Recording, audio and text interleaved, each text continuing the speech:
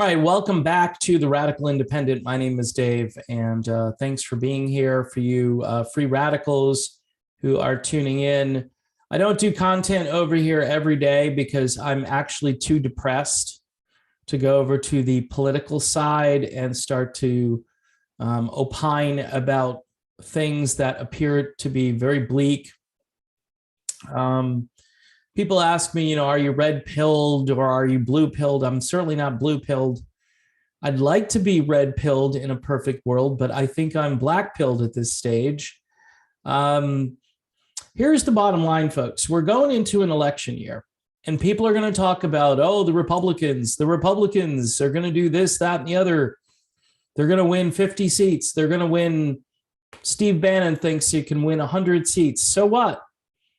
So what? You've got the courts, you've got law enforcement, you've got all over this country pockets of pure insanity in these blue areas, in these blue states, even in states that are predominantly okay for the most part. There is typically one blue city, I think maybe Oklahoma or Nebraska or one of those types of places might not have a city that is embedded to create this population, this larger population, which then controls everybody else in the population. I mean, and this continues every day around the country. People come down to Florida thinking, lots of freedom in Florida, until they go to Orlando, or until they go to Broward County or Miami-Dade County or anywhere there's a large city. It just doesn't go well. These people apparently are so warped and so toxic and so perverted in their thinking that they don't want their own freedom. So I'm looking at 2022 and people are saying, if we can just survive.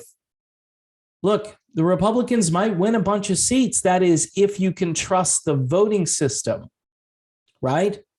And Republicans are typically better than Democrats. Let me put it this way. Republicans say things that you like, all right? But when we come to the point of follow through, like Rand Paul, for instance, has been berating Fauci now for months, right? He has these hearings, and then he raises a lot of money because he does a great job reading Fauci, the Riot Act, and then nothing happens. Fauci is still in charge. He's still the most paid government official in this country right now. Now, I do this channel every so often because I need to get something out there that I think is crucial. Here's what's crucial. There is no political solution to the problems that we are currently in. And I will say it again and again until people realize that you can't vote your way out of this mess. You can't. You can't legislate your way out. You can't vote your way out. Say you pass a really good law, right? You pass a law that outlaws QR codes for the thing injection, right? Guess what happens? The court strikes it down. It's unconstitutional. And by the way, the Constitution right now, if you still believe in the basic premise of the United States Constitution, the Constitution has not been followed in this country for at least a generation. I mean, you can cite big problems even 20 to 30 years ago with what we were doing. Eminent domain, you could just come in, take someone's property, okay? That's used to be unconstitutional. I don't know what it is now. The state just runs everything. They go, again, it's for the greater good. Well, don't you believe in development?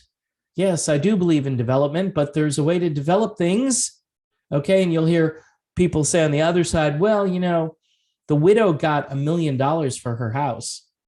That was her house. She wanted to live there. And if they can get you out of your house, if they can evict you from the property, from the home that you built or that you saved for and paid for. If they can do that, they can do pretty much anything. And that's what they're doing. Mandates. People are obeying mandates that aren't laws, they're edicts. And again, going roughshod over what used to be the United States Constitution. We need some kind of revolution where the power goes back to the people. We don't need the Constitution anymore because nobody bothers with it. Nobody cares about it. You can cite it all you want, but if you're not following it and nobody's truly serious about it, then it really doesn't exist. So people are all, it's 2022. We can vote in new senators. We can vote in a new government. Maybe you can do something at the local level with your school board or with your town council or with your state representative. Maybe that is important. Maybe you should focus on that. But on the broader scale of things, there is no political solution to where we're at. And I don't have a lot of hope. And yes, hopefully they'll let you keep your firearms, because if, God forbid, that goes away, there's nothing really stopping them from full-scale tyranny. And we're already in, medical tyranny, and the courts have been completely unresponsive to cases that have clear standing, whether it's voter ID, whether it's voter fraud, all of those issues, the court has completely passed the buck and pretended that those things aren't important.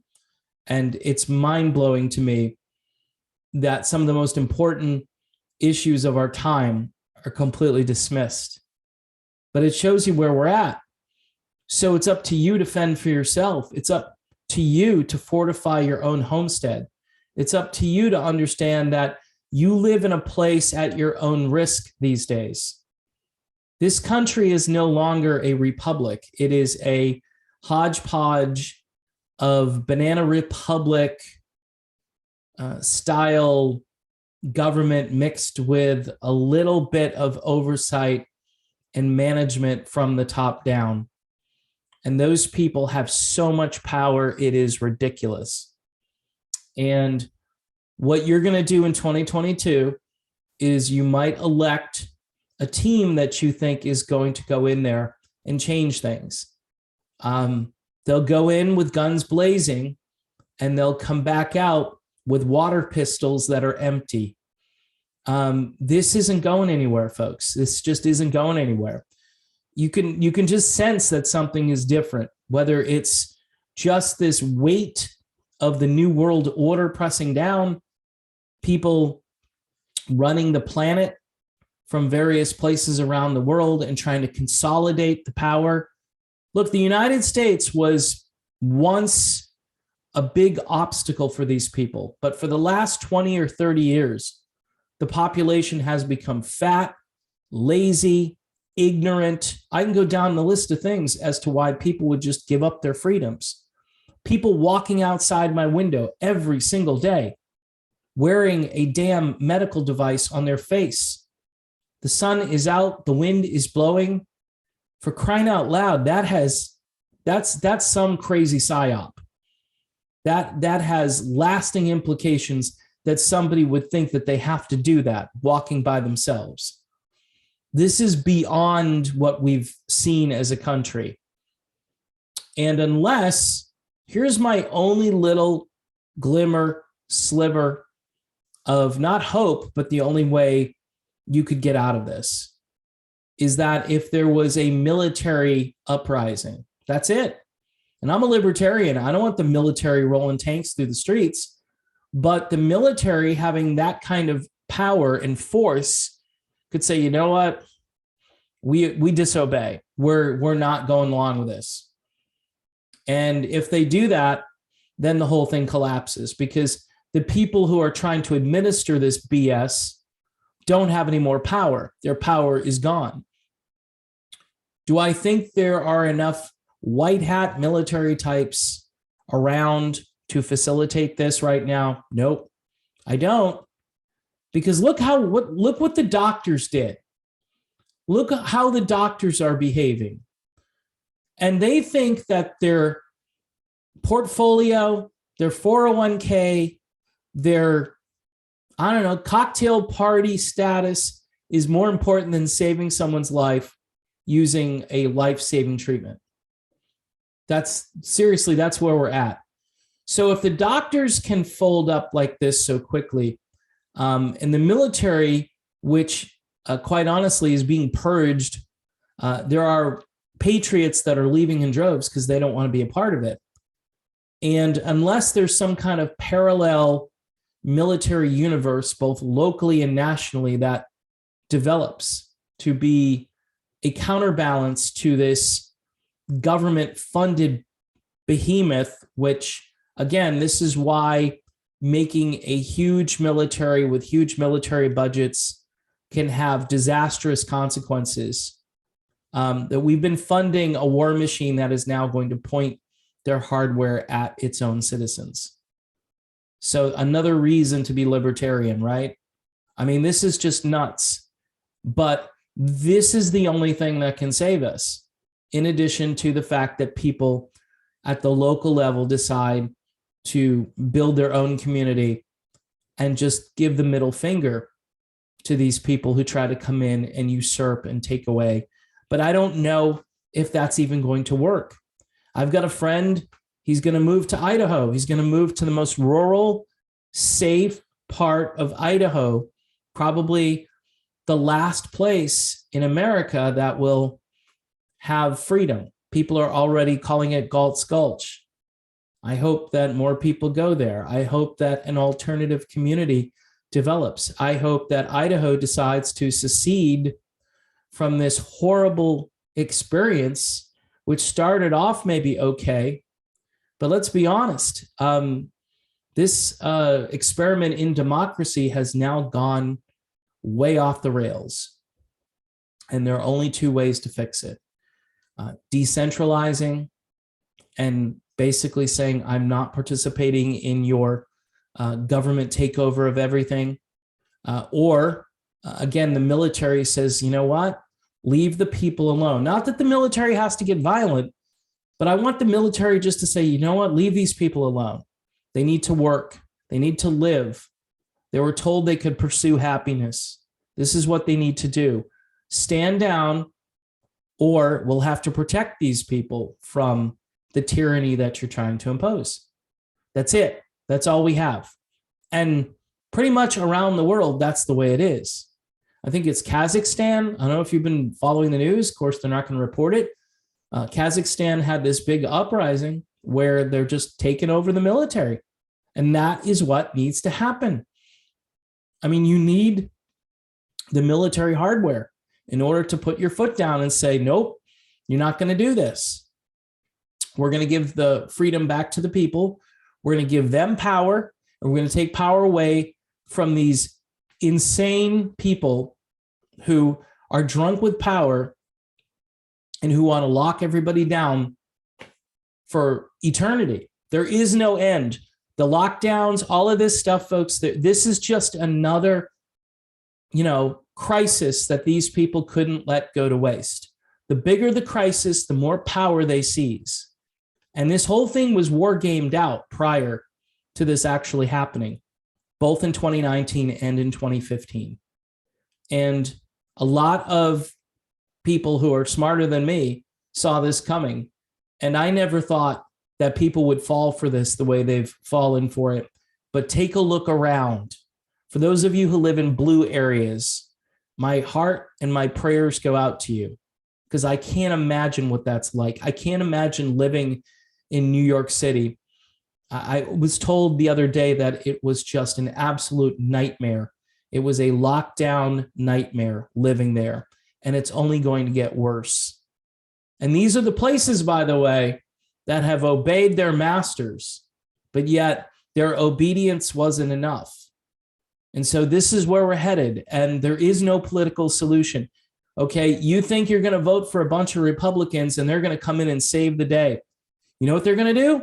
They're going to come in They might vote a little differently at first, and they might put the brakes on this a little bit, but wait till the courts come back and do their thing. So it'll be the judicial branch defeating the legislative branch. And of course, you've got the executive branch, which doesn't care about the other two branches. Remember, we heard that no amendment to the Constitution is absolute. That is what the corpse in chief told us. This is why there is no political solution on the horizon. For you Trumpers, I can't do it anymore with Donald Trump. Donald Trump, okay, and I don't care about January 6th. That isn't what I care about, and most people don't care about it. In fact, that was a very lousy insurrection. What we need is an actual, real insurrection where people don't attack anything. What they do is they bring the power back to the people and back to the local communities that they live in. That's a true insurrection. That is a non-violent, peaceful insurrection. And then let the government come at us with violence. And then we've got them at that point. We've got them. If they're going to go to that length, if they're going to try to put down a peaceful revolution, then again, we've got, that's all we can ask to do. That's all we can muster in order to defeat this. And then again, hope that there are conscientious objectors who are in the military who say, no, I'm not firing weapons on American citizens. You people are nuts. And I'm walking away from this. And then other people come in and take control of it and say, you know what, government, you're done. You're corrupt. You can easily make the case that the Constitution says that if you're doing things that are unconstitutional, that the military has the right to seize this thing back and bring it back to a proper balance where the people have control and power again. So anyway, I still maintain there is no political solution to this. We'll see this play out this year. There will be the lesser of two evils. And I'm not saying don't go vote for the lesser of two evils, but be prepared that when that person gets into office, that their impact has been nullified by a court or the military or this regime which is running the country. I mean, the presidency right now has become a monarchy. And if the monarch says no, then the courts obey what the monarch says. And all of these states where there are little Putin puppets all over the place, echoing what this corpse is saying every day. It's like a network of propaganda and noise that drowns out freedom-loving people all around the world. And I don't know what you can do to fix that other than to focus on local and focus on praying that this military will someday say, enough. You guys have gone over the edge. Enough. Stop. Or we're just going to take this over and push you guys out. We'll let you go home. We won't do anything. We're not going to hurt anybody, but we're taking the government back. And then we'll just bring in people like truck drivers and plumbers and janitors. And those people can be in the Congress and in the Senate. And those people will make great choices because they're regular people. They don't care about special interests. They don't care about status. What they care about is their families and their futures. So again, that's my video on this topic. I know it's a little scatterbrained, but for those of you who think there's a political solution, I don't know, really look into this because it does not look good. It was probably before 2020 where there might have been a brief political solution. 2016 was probably the last stand, maybe 2018, but we're in a different place. And just like everything else that you were comfortable with, be prepared to be very uncomfortable in the year 2022.